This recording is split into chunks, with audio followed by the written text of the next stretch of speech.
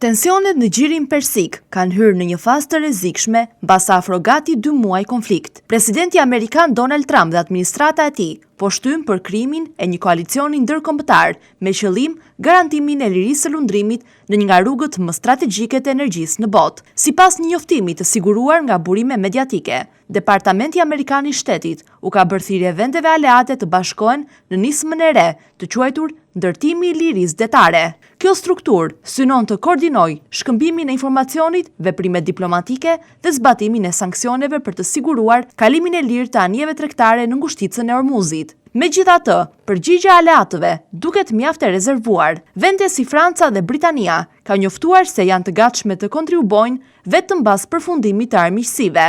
Në të njëjtën kohë, raportimet tregojnë se presidenti Trump pritet të informohet mbi planet e reja ushtarake ndaj Iranit. Një nga skenarët përfshin një valë goditjesh të shpejta dhe intensive ndaj objektivave infrastrukturore iraniane, me synimin për të detyruar Teheranin të rikthehet në tryezën e negociatave për programin bërthamor. Një tjetër opsion i diskutuar është edhe marrja në kontroll e pjesëve kyçe të ngushticës së Ormuzit për të rihapur korridore tregtare, një operacion i cili mund të përfshijë edhe angazhimin e forcave tokësore. Gjithashtu, në tavolinë mbetet edhe mundësia e ndërhyjeve të forcave speciale për të siguruar rezervat e uraniumit të pasuruar të Iranit. Nga ana tjetër, Irani ka paralajmëruar se përmbajtja e tij deri më tani ka qenë e qëllimshme për t'i dhënë hapësirë diplomacisë, teksa refuzon kategorikisht presionin ekonomik të SBA-ve. Ndikimi i menjëhershëm i krizës është reflektuar në tregjet globale të energjisë. Çmimi i naftës Brent ka kapërcyer përkohësisht $125 për fuqi, duke arritur në nivelet më të larta të llogaritura ndonjëherë,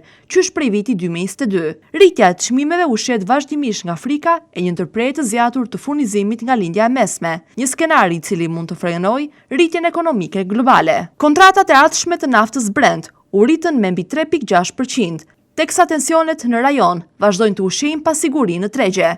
Kjo situatë rikthen edhe një herë në vëmendje ndikimin kritik që ka ngushtica e Ormuzit në ekonominë globale, pasi përmes saj kalon një pjesë e konsiderueshme e furnizimit botëror me energji. Me negociatat mes Shteteve të Bashkuara dhe Iranit të bllokuara dhe retorikën në rritje nga të dyja palët, zhvillimet e ditëve në vijim pritet të jenë vendimtare, jo vetëm për stabilitetin rajonal, por edhe për ekonominë globale.